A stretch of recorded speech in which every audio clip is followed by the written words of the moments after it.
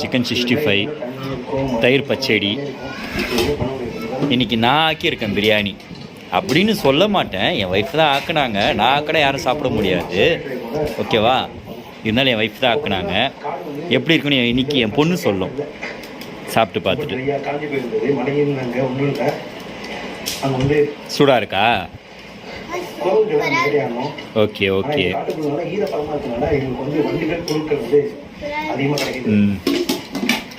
Madam நீங்கள் சொல்லுங்கள் எப்படி இருக்குன்னு.